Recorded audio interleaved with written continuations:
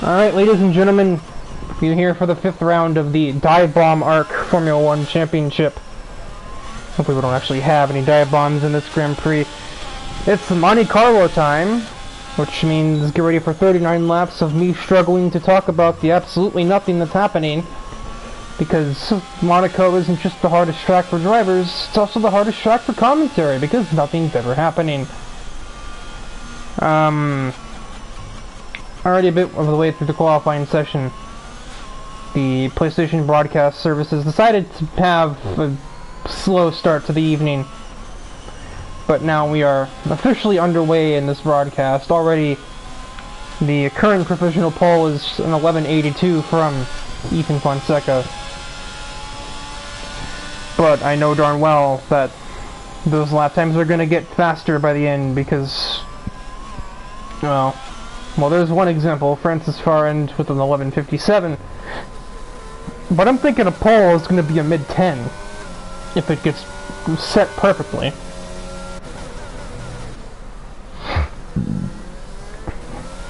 Jackson Altman crosses and makes a 1:11.68. And we're on board with his teammate, Marion Houghton. I had to think for a second. One driver who I definitely think will be challenging for the pole is Marion, so that's obviously why I'm on board with him at the moment.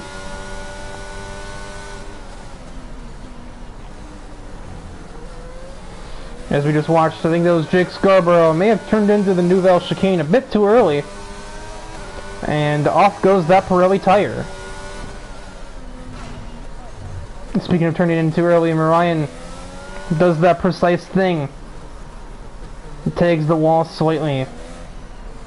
But he is going to see the lap through, so we will see what that presents. It's not great. 13.2. And probably combined that mistake in the second to last corner with the fact that he was very much thrown off by the destroyed Haas car at the chicane. That's an abandoned lap. That's a lot of top speed, oh my word. Luke Allen is the car focus. Battery completely depleted. But apparently a purple sector. I don't know if I'm inclined to believe that, F1.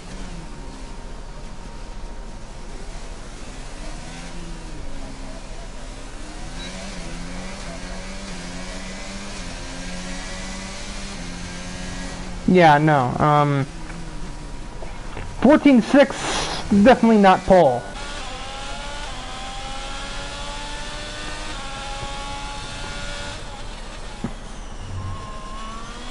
I'm supposed to do the track guide thing. Son of a gun. Well, this car's already started their lap, so I can't do that here.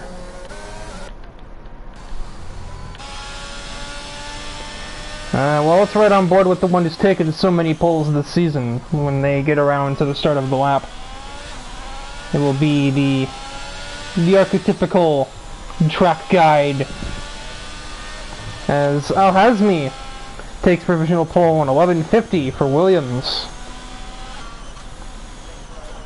Let's see what the Ferrari can do.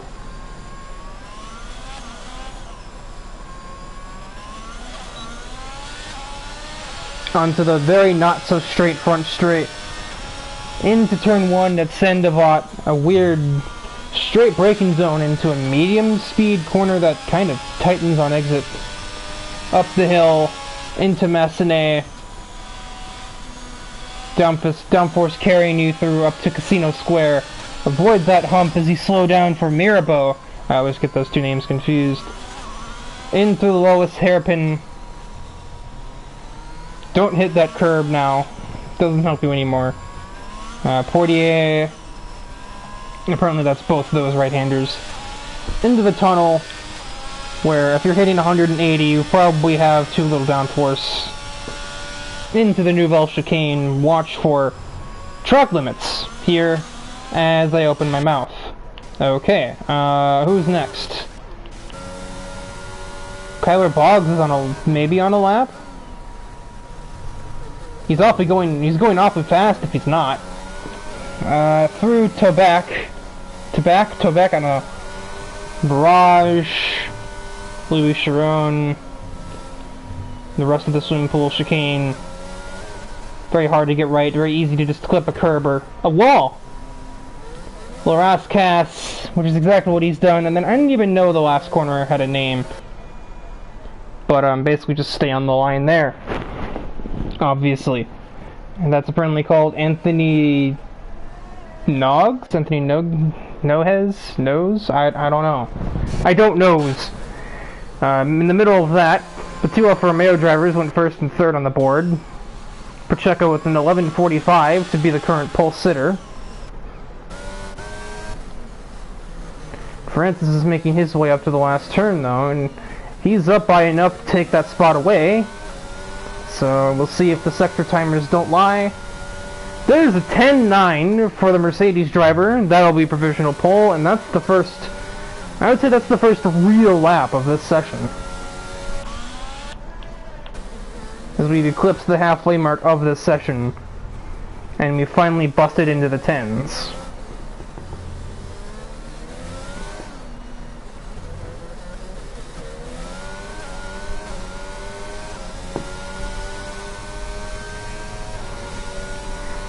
I believe there are 2 reserve drivers in this event, as there's a yellow in the last sector.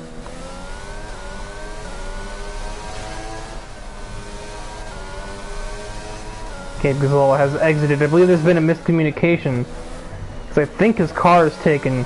Jackson Altman, a little sketchy through the swimming pool, but survives.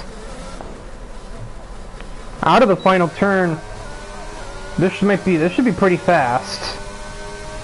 11:24, that's the front row at the moment. Not to be outdone by his teammate, not to be outdone. Runs an 11:20 to steal that front row spot.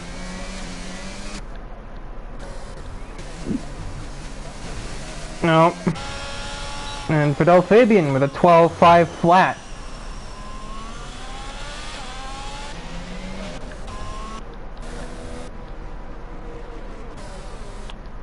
Huh? Oh. I saw the Alfa Romeo on the map and I was like, wait, there's none on the track. This Parker was leaving the pits. I believe the 2 reserve drivers in this race, as Gabe now enters in. I don't remember if that's the right car. I thought he was an AlphaTauri, unless that is an AlphaTauri, and I'm just dumb. Uh-oh, Allen has looped it in the swimming pool. That car, which I believe is a Williams, lucky to not be caught up in the madness. That would make sense, as one of the 2 reserves, Sechel, was on an outlap and narrowly avoided a disaster going through there. And the other one, I think, is Jonathan Jurgensmeyer in the second AlphaTauri car. It was technically her first, but that's semantics.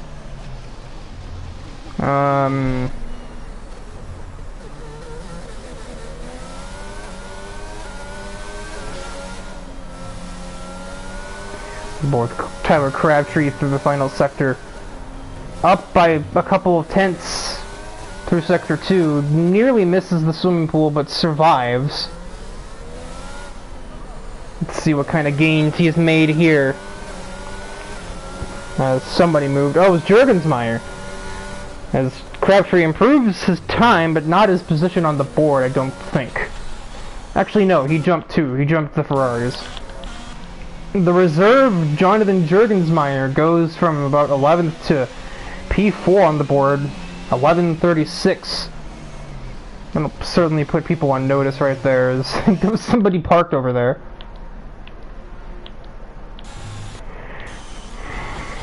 I just had a moment, my brain didn't know what to look at.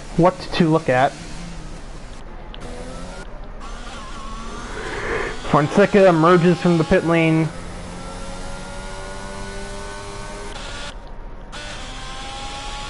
Christian Pacheco is on a lap.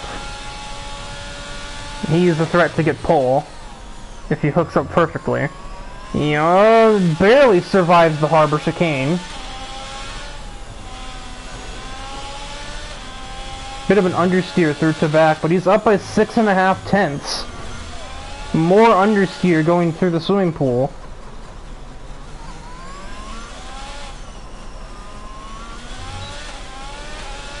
onto the front straight. And it's going to be an 11 flat. Just missed. If he had just simply made the swimming pool chicane without tapping that wall, he probably would have gotten pole right there. I think that's Cameron Tate that's just arrived, so he's going to be the last driver on the grid, reserving for something.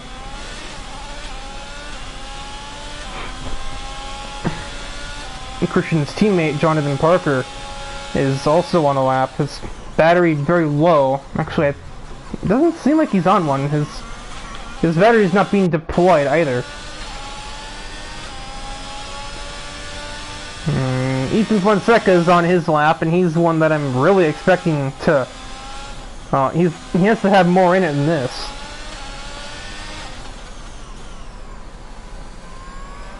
Allegedly purple sector 1, up a 10th, give or take.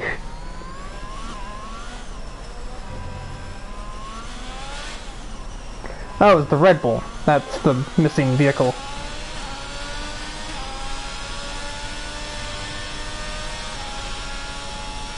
Up to the chicane. Probably the hardest corner on the track. And he makes it through. Followed by the second hardest corner on the track. Up by 4/10. A bit of a botch in the swimming pool, but well, the game doesn't discount the lap from a wall tap. Last turn, front straight. It's going to be also an 11 flat, like just shy again. A quarter of a tenth shy of the Mercedes driver, who, based on that sector timer, is just about to up the ante anyway. A 1:10.5 for the Mercedes.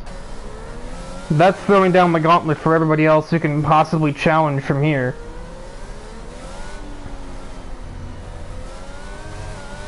I think Cameron Tate can challenge if he hurries up and gets on his way. I think the McLarens can challenge, but Alton has to leave the pits pretty soon. And I think the Williams of Al-Hazmi can also challenge. Both Moraine and the Williams are on laps, question mark. Actually, scratch that. The Williams is on basically an extended outlap. Through the last couple of turns, there's a car up ahead, but it's not really going to affect the McLaren. Is this going to be it? Yeah, no. It would have been it before, but now it's not. A 10.85 does not touch the 10.5 run by Francis. Everyone's on their final outlaps at the moment.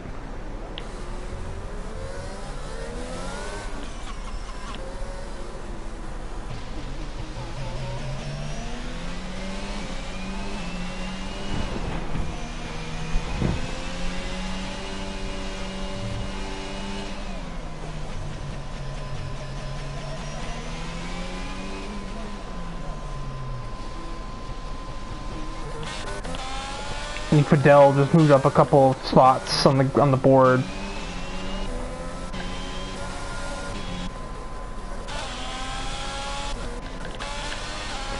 Fonseca's in the middle of another attempt, I think. No, he's not. His battery's not being deployed. Stop is done. We're on board with the reserve driver, Jurgensmeyer. Up a 10th. That would be good for P5 if he can keep that pace going. Also keeping in mind the Alfa Romeos have started their laps, and they're going to be contending for that mid-10.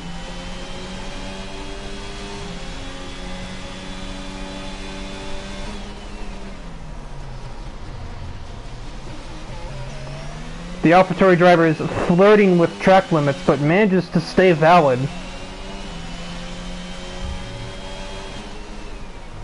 Swimming pool, I didn't catch the sector split.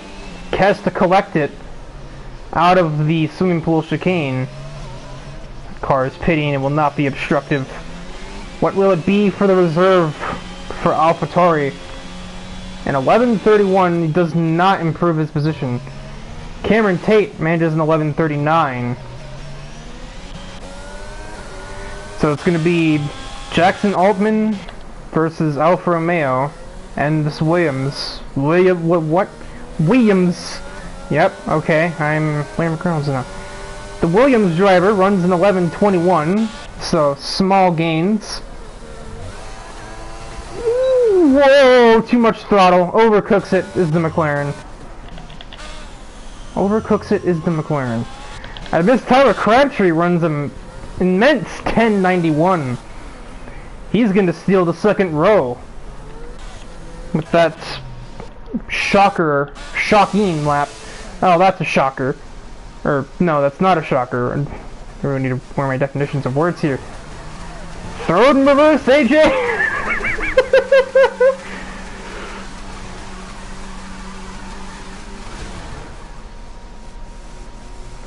And there we go. Oh, I did speak to AJ before the race. He said his goal is to just finish. Like Michael Schumacher says, first you have to finish, and it'll honestly be easier to finish from 15th than from the front.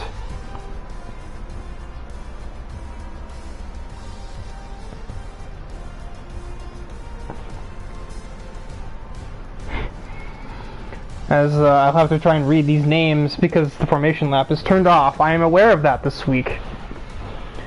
Francis takes the contest of pole with a 10.54 over Marion Hute and Tyler Crabtree with a surprise 10.91.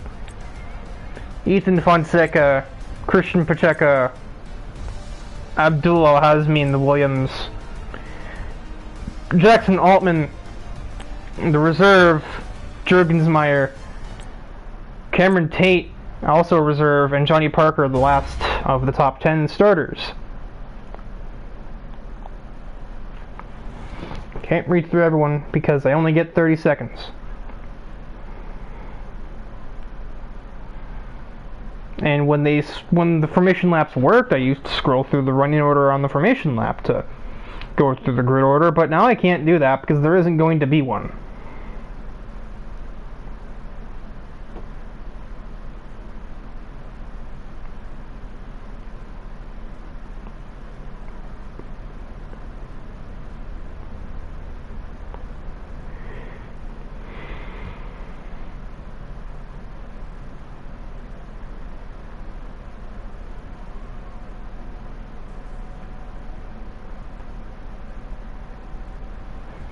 If I ever stop talking for long periods of time, it's going to be mostly under safety car. Also, now we... Gets underway and every driver will be looking to settle in for the race ahead, making sure that their car is ready for the battle once the lights go out. So the formation lap is on? Was it a mistake last week? I guess I can try and read the rest of the grid. Starting 11th, Setchel, followed by Kyler Boggs, Fidel Fabian, Kieran Kevern, AJ Knickel, Matthew Stotts, Gabe Cazola, and then three more. The teams will be hoping their strategies pay off for them in today's race. The question I'm asking is which teams have got it right, which ones have got it horribly wrong? I mean, it seems pretty simple to me. I don't think there's a single driver starting on the soft tires. So it's basically just when do you pit for mediums and how few times do you have to pit in for repairs.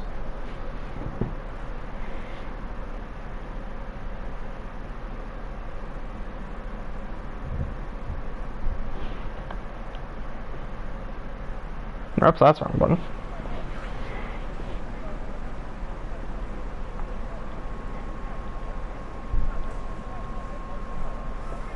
That's an odd image in context of real life of Red Bull 19th. 2, 3, 4th, 5th red light, and green for the Monaco Grand Prix. Hopefully no heroics in Descendivat as the Mercedes gets ahead well. As Crabtree, I believe, picked off second off the start. The camera refused to pan away. I had to do it myself. They're going to be too wide heading towards Massenet for P2. And Marion is going to hang on to that. Bring the details back up. Right now, AJ Nickel with the whole shot as he's going for 9th on the reserve Williams driver. But of course, as we all know, passing at Monaco is a absolutely Herculean task, and especially so on lap 1. As, well, there's Kevin in the wall. Kyler Boggs definitely not having the whole shot, down to last off the start. Couldn't quite catch what went wrong for that driver. We have one Mercedes-Benz leading the race, and the other one running in dead last.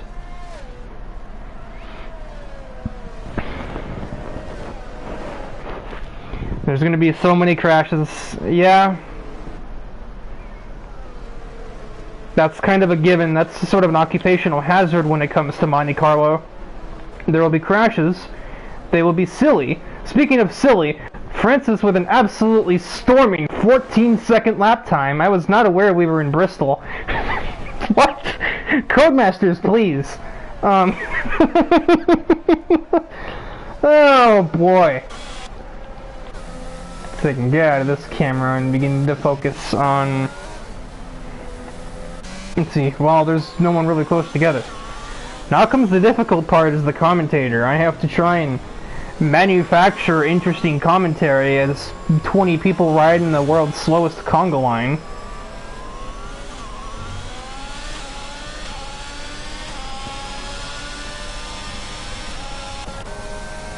It takes a certain innate knowledge of the driver's personality types to know which ones to watch for mistakes and which ones to watch for aggressive, desperate overtake maneuvers.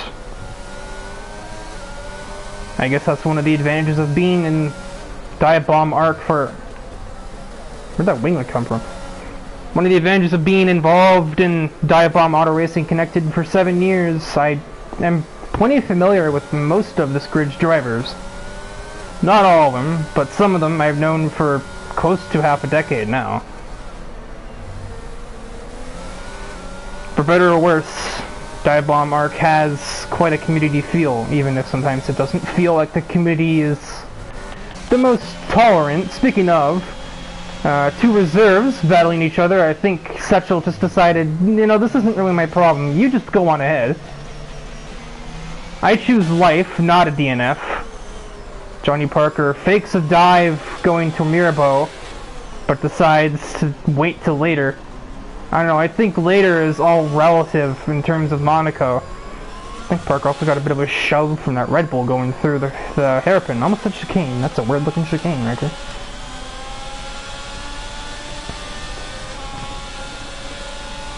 Parker has the run. He's gonna again fake it. AJ gives space for a car that was never there, and that forces him to take himself off of the racetrack.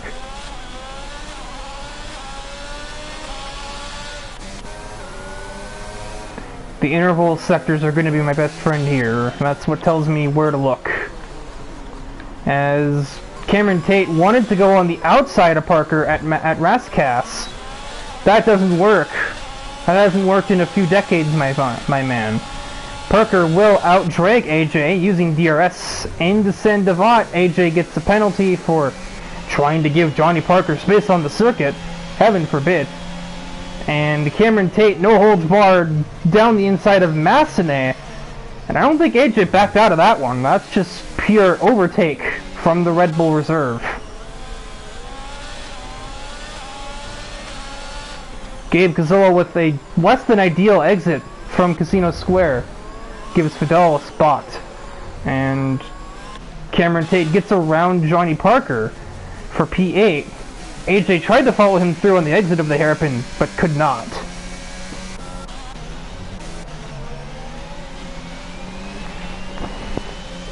Now, of course, remember, this is all means to an end. Most Monaco Grand Prix online in video games, it tends to turn into a war of attrition.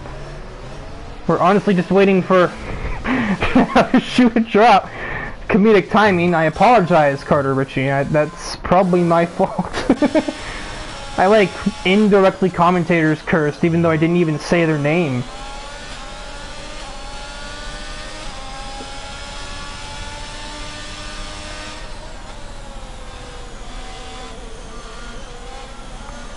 Crabtree suffering through Casino Square. Fonseca unable to make him pay though, just due to the nature of Monaco. He's no doubt caught the Aston Martin, but he has to pass it too.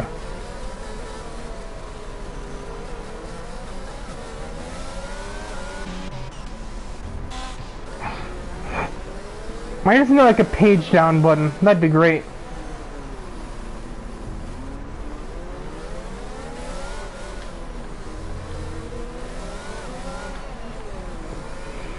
I hadn't even realized, excuse me, Gabe Gazzola and AJ Knickel started on the soft tires. That, depending on how the safety cars work, that either is a good idea or that's going to suicide. This is Matthew Stotts. Yeah, that was a pitiful attempt at slowing down for that. As Luke Allen, down the inside of Tabak, gets the move done on Gazzola. He is not having the greatest day on the soft tires right now. As Cameron Tate pits in, I don't think that's an undercut, I think that's damages.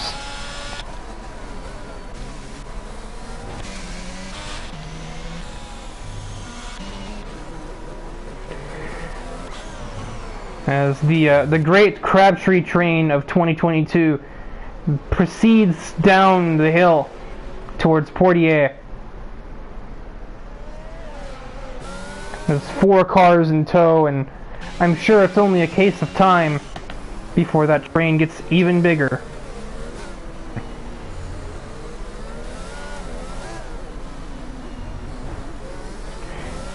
Setchel with a very interesting line through Portier, gets a little bit into AJ Knickel. The surge is simply not wide enough for defensive driving like that. I don't really know who's the one making defensive driving, but somebody is, and it's not working because it's a bunch of contact, risking damage to both cars or worse. But I guess that then is just the brakes. That's kind of the way you conduct yourself around Monaco. If you don't, to make overtakes happen, you do sometimes have to just assert yourself, as AJ now has to pit. Possibly given damage by Setchel following those overtaking attempts. Tyler Crabtree continues to play spoiler for Marion and Francis up ahead.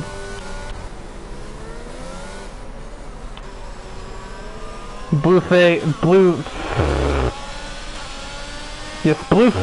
What is that?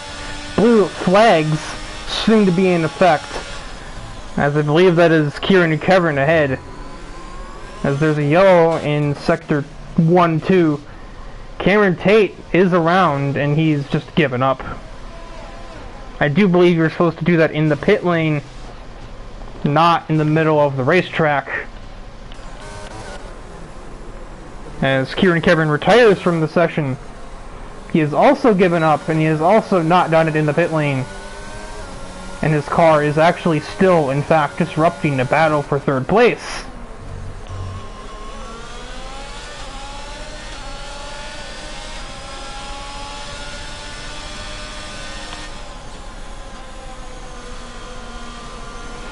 Eventually, his AI will pull off the circuit. Eventually. He's probably waiting for the access road up there. Ethan Fonseca has had it, and he sends it on Crabtree into Mirabeau, but he cannot stick. And he's going to force himself into a spot he doesn't need to be in. That was not on, my friends, and that's a wall, and probably damage.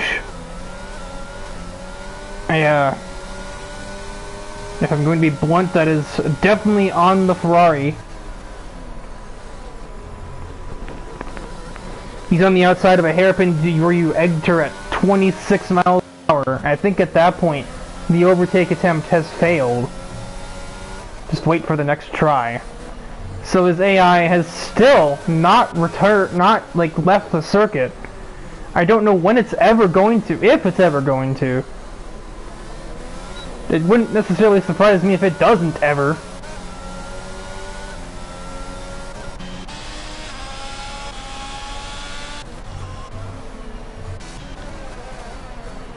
Alright.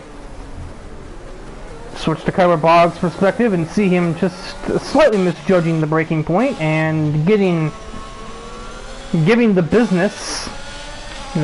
Oh, this isn't Kieran Kevin. This is Jake Scarborough. This is the other Haas who is an AI, or no, he's just ghosted because he's a lap car. Well, even if he's ghosted, he does have to get out of the way. It doesn't matter if you're intangible, you do still have to get out of the way for these other cars, because that's just the rule of the league. But he's just simply electing not to.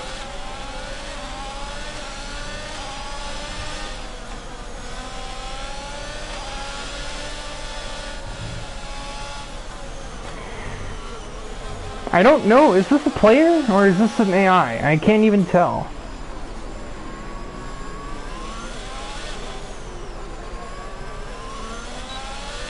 It's a player.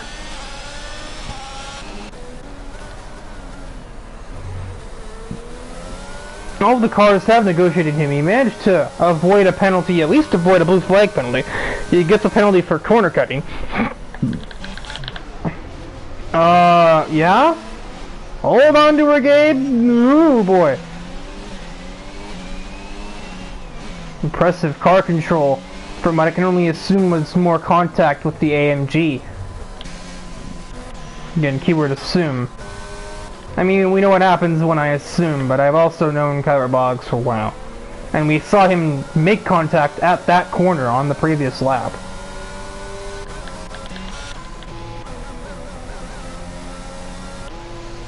Now Gabe must pit. Although, it is damaged. No, it isn't. He's just changing his tires. I guess they probably are a little bit worn out after having to enter Formula Drift for a moment to try and avoid a wall.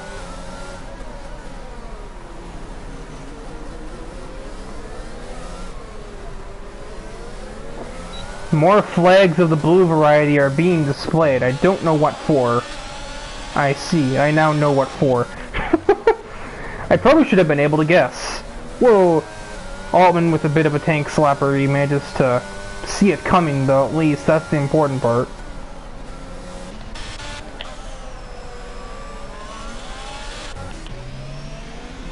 AJ's singular goal, and he has failed. His only goal was to complete the Grand Prix. But the Nouvelle Chicane claims its first victim. And the game decides that that's not a safety car?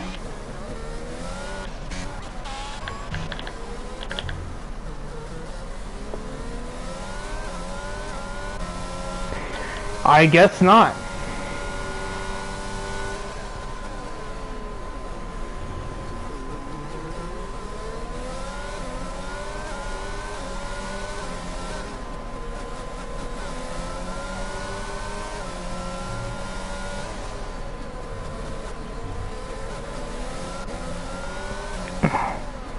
My throat calmed down for a sec.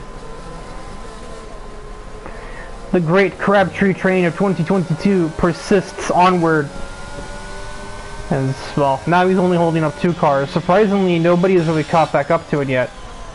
Ethan Fonseca is working on it after having recovered from his previous misguided intentions. He is behind the AlphaTauri for 6th. But, you know, as we've previously established, it takes a bit more doing to pass here. Kyler Boggs DNF's going up the hill. I don't know what that's about. There's just a car sitting there. I'm lost. Kyler Boggs DNF's going up the hill towards Massenet, and that also isn't a safety car. I couldn't even see what happened because I couldn't ascertain what dots were going near there. I was also confused about the random car parked on the inside of the chicane. My brain is just more than a little scattered at the moment. I apologize for my general incompetence at the moment.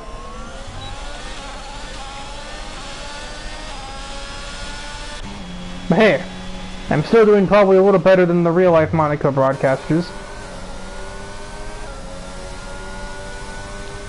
Oh, hey, how about that? The old alarm I set from like years ago for Formula Arc when I used to drive in it, just came on. Alarm I forgot to disable so long ago. It's like my device just tried to get me to pause for station identification or something. I don't know.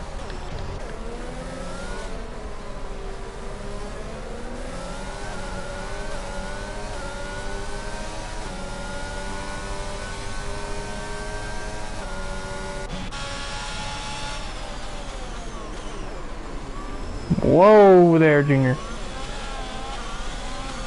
There's a penalty for that.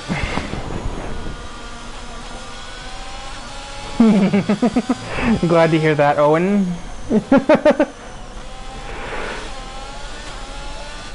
It's Lance Stroll! Wait. Oh boy.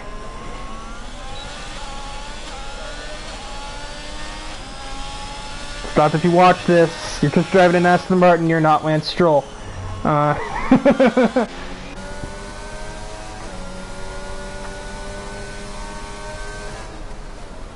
There's not much to look at. I mean, there's the Crabtree train, and there's this like also small train being led by Setchel, including Fidel Fabian and Lance Stroll. I mean Matthew Stotts.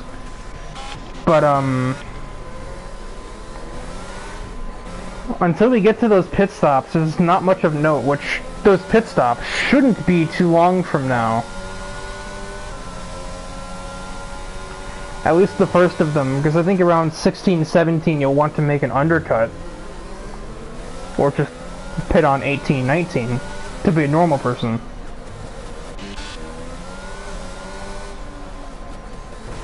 Jackson Altman seems to have missed the Nouvelle chicane.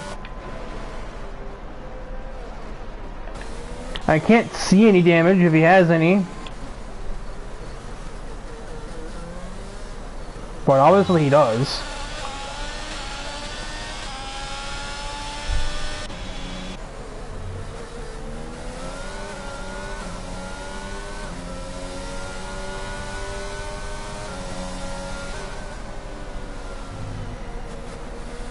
That was close. Altman's miscue has actually split this train a little bit. It's basically now become two separate two-car duos. We have Crabtree and Hazmi. And then we have Jurgensmeyer and Fonseca in sort of a separate subgroup. Fidel Fabian is very close to the other Williams, but he's just not able to formulate anything yet. Apparently Johnny Parker pit. I didn't notice this, and he's now on a fresh set of hard, so he's going for the undercut of lifetime. Because that's earlier than I had said you'd probably want to do the undercut. About 2 laps earlier, in fact. So sector yellow for something, I didn't actually see what.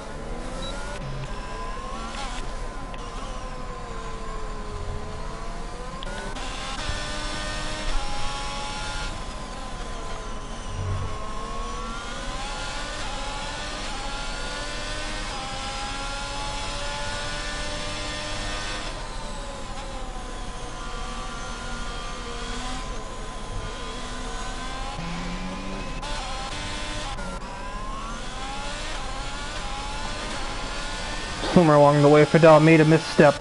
He's lost the DRS on Setchel. If Coda Ritchie, who's He's caught, now he's punted Luke Allen for 11th. Didn't see anything come flying off the Red Bull. So he's maybe okay, but it's hard to be sure. I don't know why I scrolled that way, I'll be honest.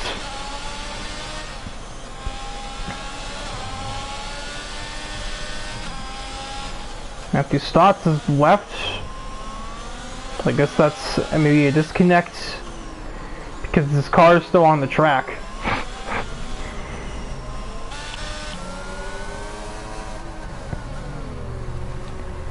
I think, yeah, these two just got blue flag. No, he let Jackson Altman through, and Fidel took advantage. Or maybe it's the other way around, I missed that. Now Jackson Altman, with the fresh tires, is behind Fidel. So let's see if he can work on navigating the Ferrari driver.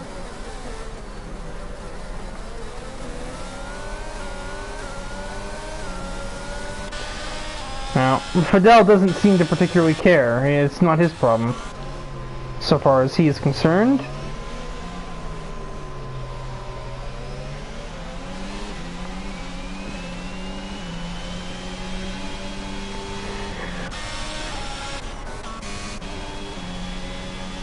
Oh, just a pit thing. Matthew Stotts has returned.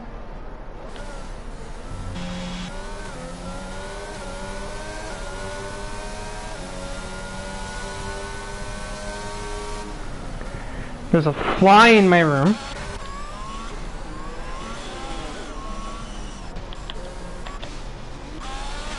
That was weird. I thought Fonseca almost just turned Jurgensmeyer as he went into the pit lane. Yeah, Fonseca still has a few more laps to go. He doesn't need to pit yet. He started on hard tires.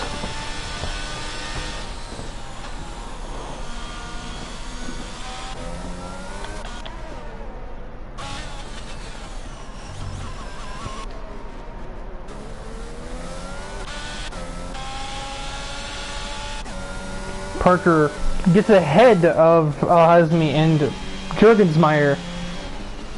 I don't remember if he was ahead of them before. I don't think he was.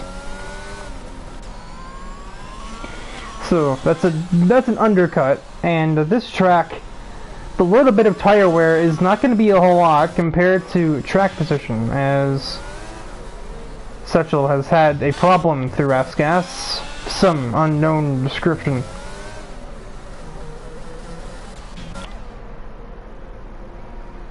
Luke Allen with what I assume to be a planned pit stop.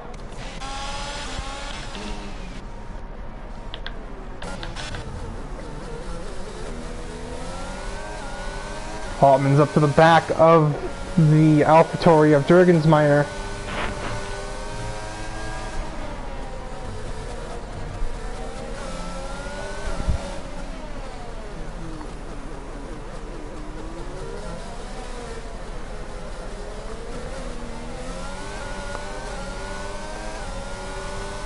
Scarborough with a corner cutting penalty. I forgot he was even in the race.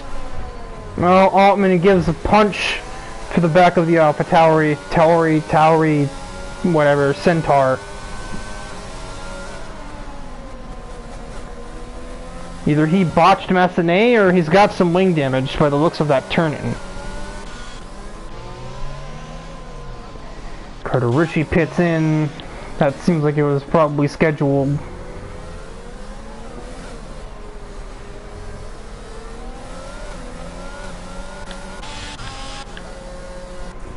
Ryan pits, but Francis, the leader, crucially doesn't. Sure, he's got a buffer, but at this point he's doing more laps on the softer compound than the harder one. Although with how poor grip the hard tires have in this game, he might be onto something there. I guess it remains to be seen. Jake Scarborough has been claimed by the swimming pool section. And happy birthday, Francis. You get a free pit stop.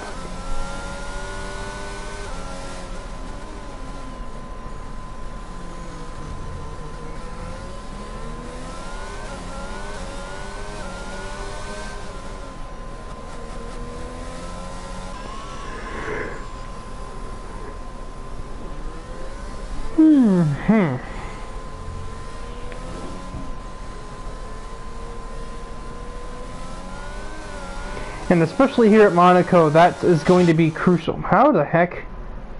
Game? Fidel Fabian is not the race leader. I'll assume this will just fix itself when he gets out of the pit lane. No?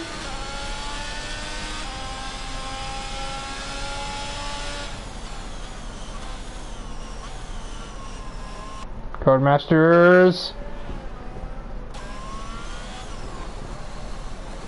So in go Francis.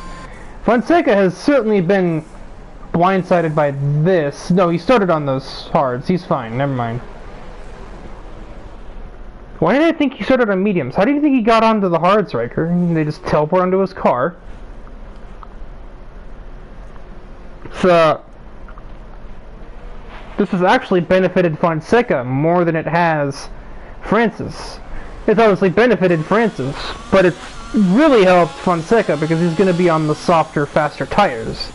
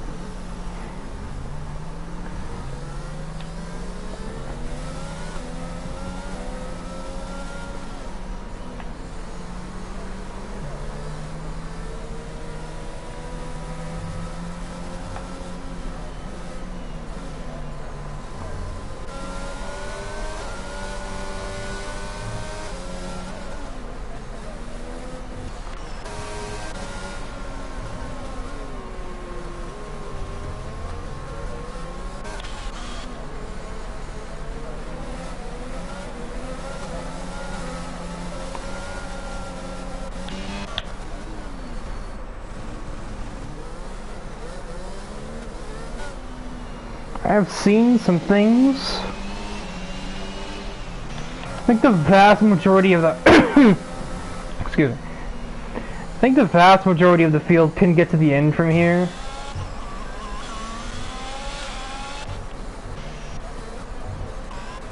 The only one I'm questioning is Pacheco. He's on 13 lap old hards.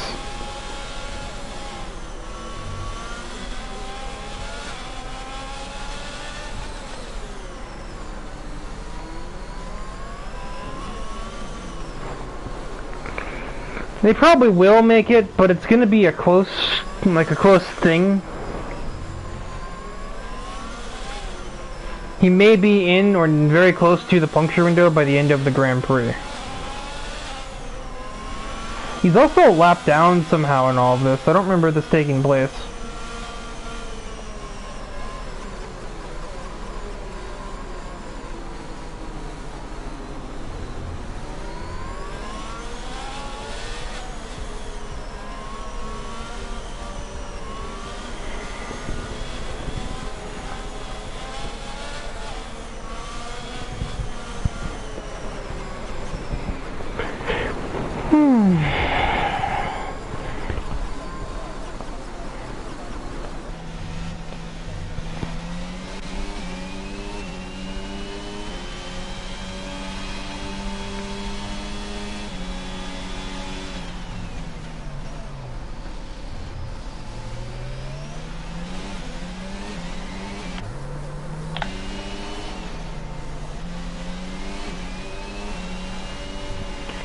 So bottom line, once Gabe catches the safety car queue, it'll be good to go. Which should be able to do that on this lap.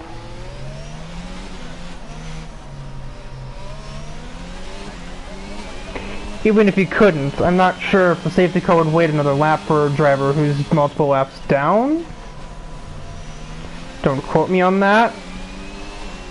This game has been weirder. Even just strictly in terms of what safety car things happen.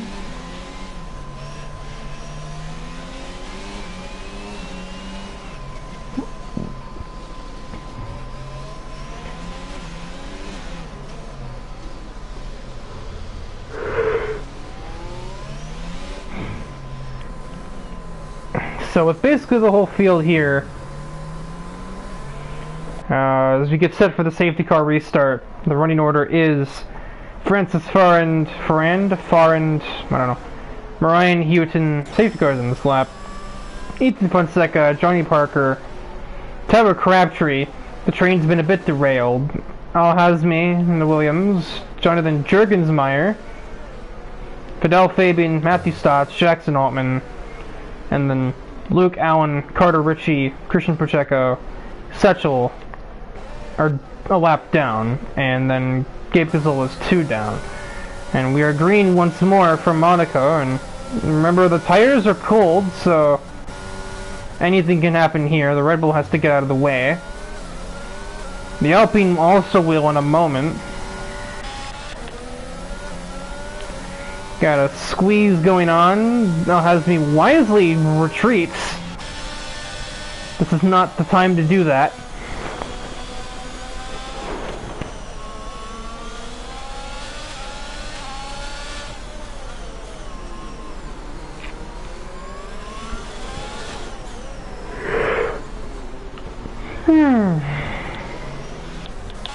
I'm gonna wake myself up again now that the safety car has ended. Francis has already made good on his escape plan as we head through the Nouvelle Chicane. Fonseca, on paper, has the advantage because he's got the softer tires. However, that doesn't usually paint the whole picture, not at Monaco, where passing is such a difficult task that even if you do have the better tires, it may never happen.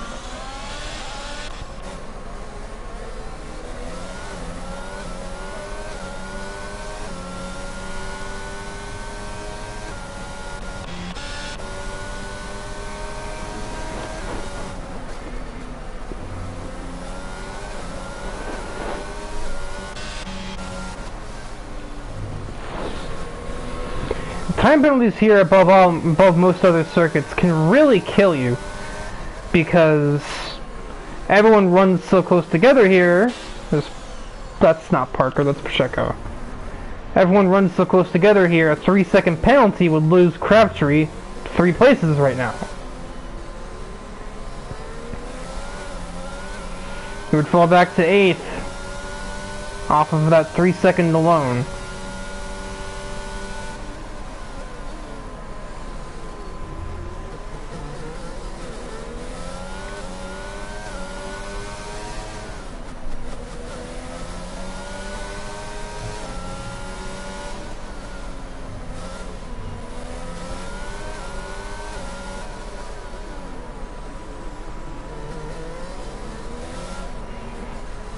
DRS is available. Crabtree is attempting to negotiate the blue flag cars that don't seem to want to create a gap.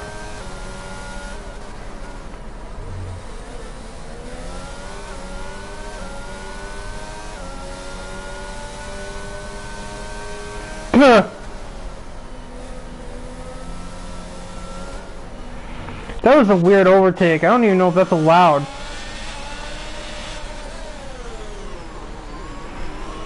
Pacheco basically out-dragged Luke Allen in a straight line simply because he was able to just pass right through him because he was currently in the process of ghosting for the Aston Martin driver. Very weird transitive properties of ghosting.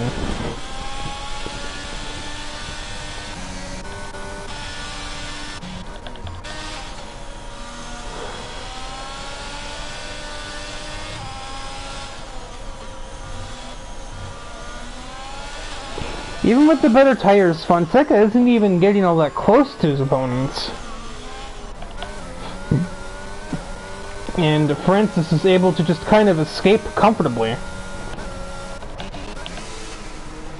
Allen has lost it at Rascasse.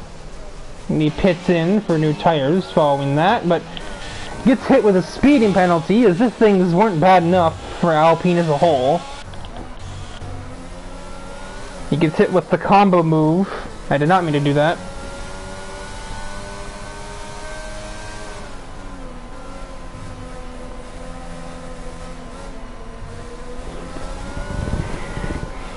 Oh my goodness, Fidel just got all kinds of out of shape there. Out of Casino. Manages to at least keep the car off the barrier, but I'm sure Matthew Stott needs a new fire suit after that.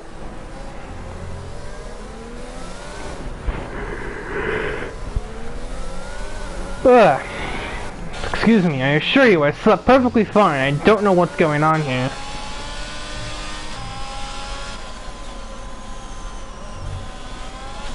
It wouldn't be the first time I've fallen asleep to a Monaco Grand Prix. Jackson Altman is out of the session. Yeah, just in the pit lane, never mind. I dropped my controller. Professionalism. Stotts is just stalking Fidel, and Fidel is just gonna let him go. This is not his problem either. Fidel chooses a finish rather than 8th place.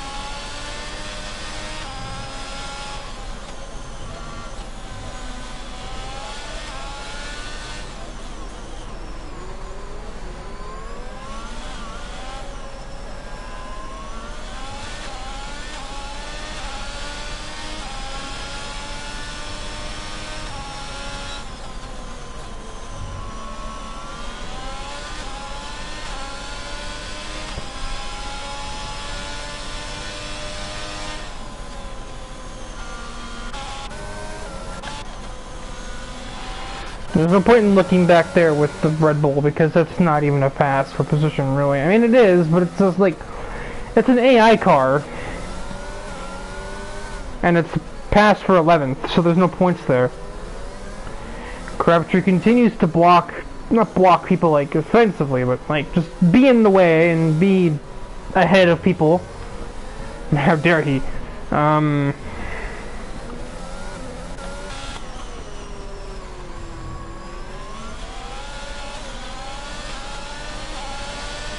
Compound his misery, Luke Allen gets another penalty to his name, because he didn't have enough already. Pacheco gets a penalty as well.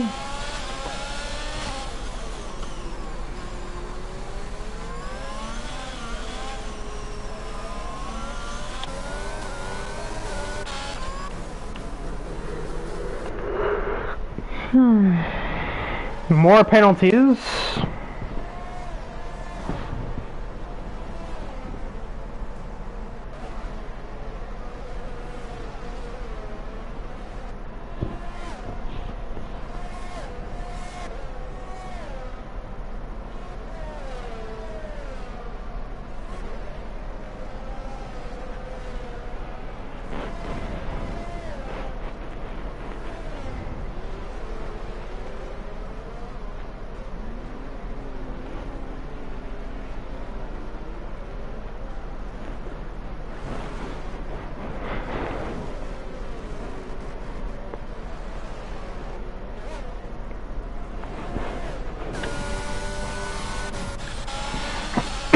Crabtree seems to have pulled ahead of the Williams for a moment, so we'll flip back ahead to... It's not even a battle, it's just... Looks like it's just kind of there behind Marion getting his DRS down the front straightaway, and not a whole lot else. And Marion and Francis's gap has pretty much stayed a constant since the restart.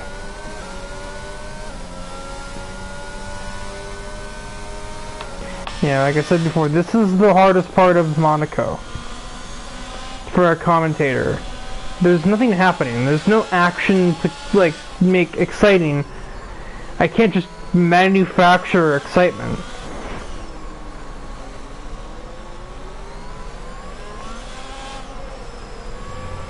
I take a more analytical approach to commentary, so I don't quite have this top of my lungs screaming, get you out of your seat and cheer effect of some of the most elite race callers, but I have knowledge and I have some relevant experience in this kind of series. And I know from experience that Monaco is very boring, usually. Especially so in leagues where the drivers actually know what they're doing and don't DNF every third corner.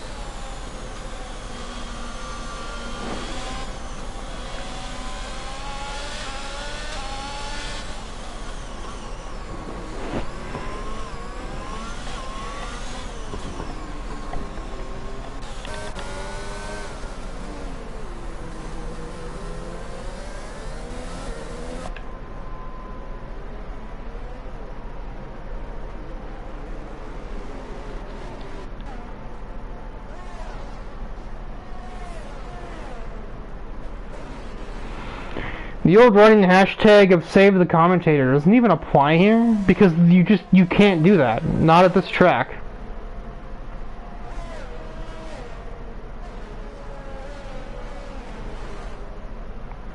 And for those who may be newer to Dive Bomb Arc broadcasts, that's basically just referring to an old hashtag I started a while ago. It basically just means go for overtakes because you want to, not because you have to.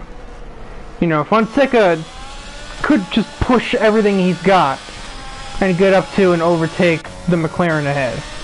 He wouldn't even keep the position because of his penalty, but it would still give me something to commentate, something to look at. But basically do it for the broadcast. Don't do that for the broadcast. Don't get penalized. That doesn't help.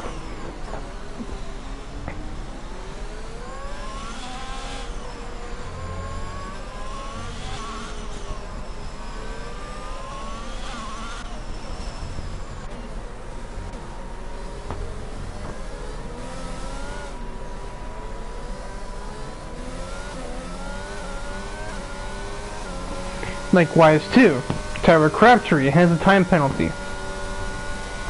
Al Hazmi could go and try and make a move on him on track, and he'd be saving the commentator because he doesn't actually need to do that. He just has to stay within 3 seconds of Crabtree, and the position will be his off penalties. But that's not the most entertaining thing for a commentator to cover. Oh, he gets 5th off of a time penalty that I didn't even see the driver earn. That's not exciting. As Gabe is getting lapped. I think this puts him 3 down now. Definitely an evening to forget for AlphaTauri. Well, no, just for Gabe, actually. The reserve driver of Jurgen Meyer running P7 at Monaco is certainly something worth remembering. But not much of Gabe's day is worth remembering.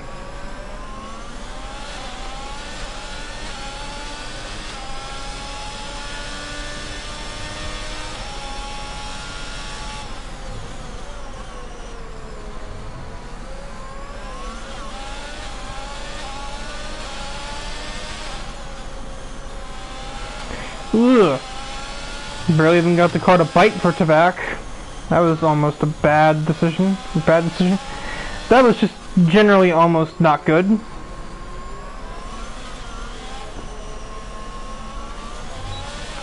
If you can't tell, I'm slowly becoming a bit of a space case here.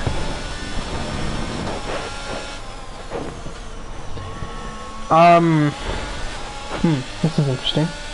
My opinions on this track IRL. Should it stay or go? I think this track needs to go. The whole argument of what's in a name is the only thing keeping this track on the calendar, but it doesn't even fit the rules that every other track has to conform to. And the fact that you can't just change the city of Monaco means you won't be able to fit those stipulations set by the FIA for an F1 grade circuit. So that alone should knock it off the calendar, let alone the terrible racing it provides. Just looking at it from a purely objective standpoint, objectively, this track is not up to standard. Let alone the standards of racing that you're looking for from a worldwide entertainment league like Formula 1.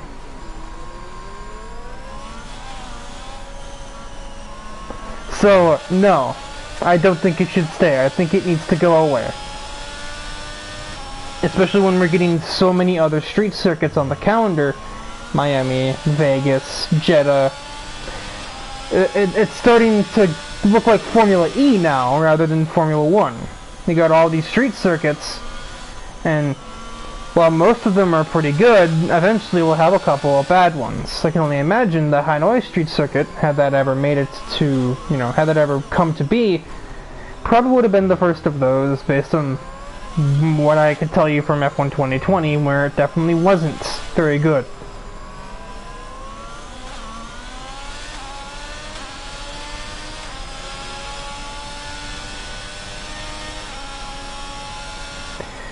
Setchel is out of the race. I we apparently are going to have a last-second safety car from that DNF. I don't really see what that's going to do.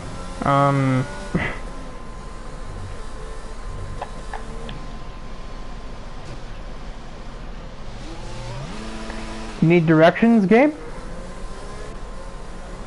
I think you're a fool if you pit. Like, really? That's not great. Yeah, that's what we're turning. We've become a NASCAR. It's gonna be like a one-lap run. Oh, we had damage. That would do it.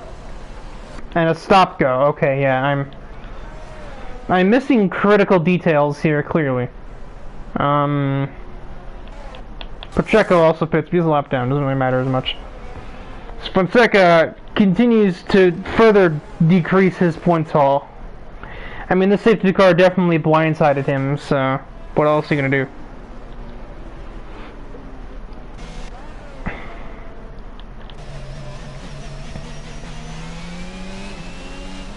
Oh, look at that, like, 15 FPS rear view.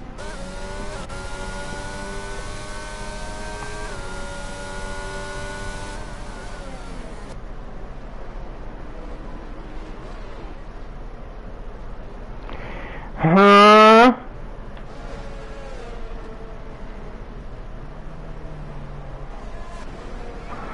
What the Verstappen? What the Abu Dhabi is going on here? I mean, I guess it has to go in this lap, so we're gonna have a 2-lap battle rather than a 1-lap battle, but we have 5 cars here. 6th place isn't even close to here.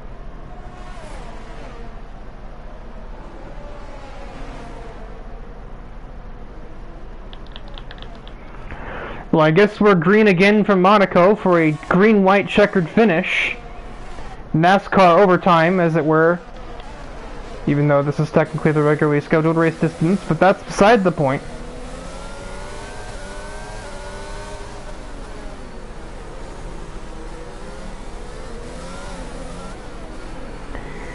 Although I'm sure the fact that the game didn't allow the cars behind it bunch up really helps Crabtree and Parker, who just about wrecked each other there, following Parker's misstep heading out of the hairpin.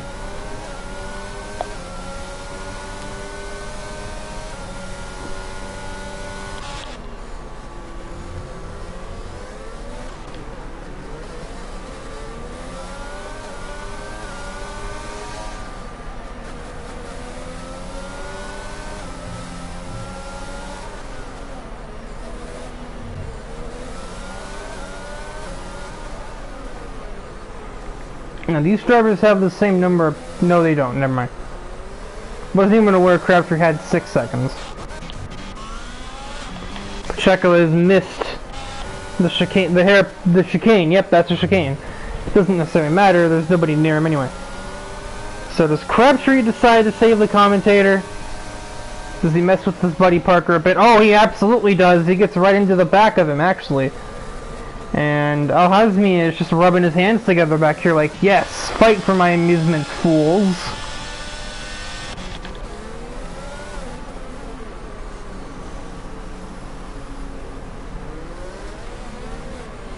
More contact made. Crabtree must not like that front wing of his too much.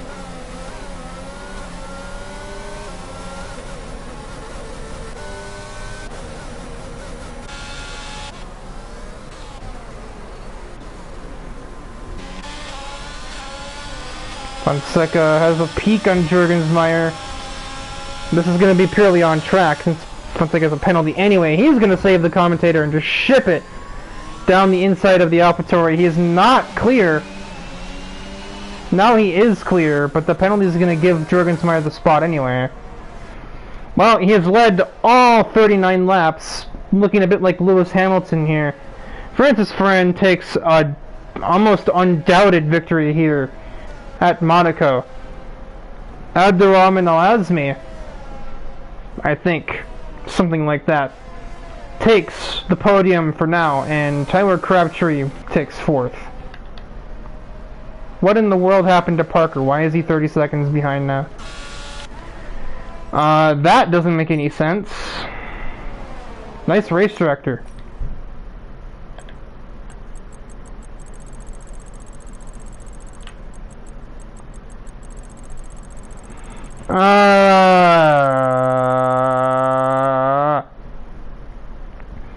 He has 6 seconds. He doesn't have that many.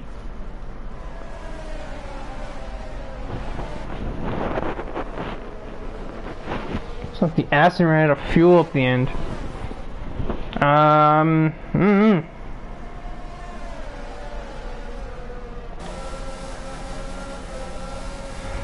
suppose under AI control it kind of can't conform to those speeds. It's an interesting Grand Prix, as Crofty will usually say, if you're not playing with the real F1 drivers.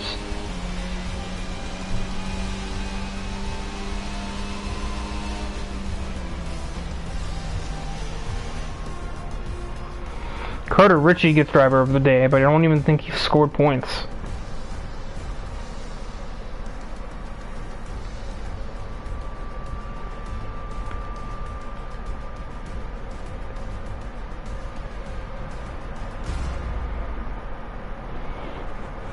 There wasn't even a single bit of contest for Francis. I think he led every lap of the race, even the pit laps.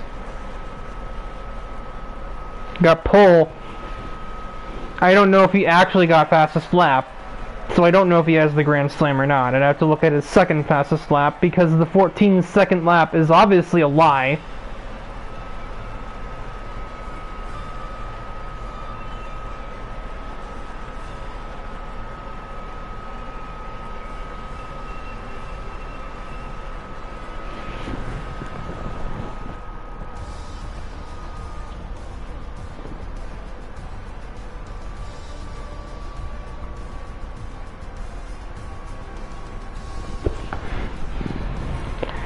And so, yeah, the interval is really confused.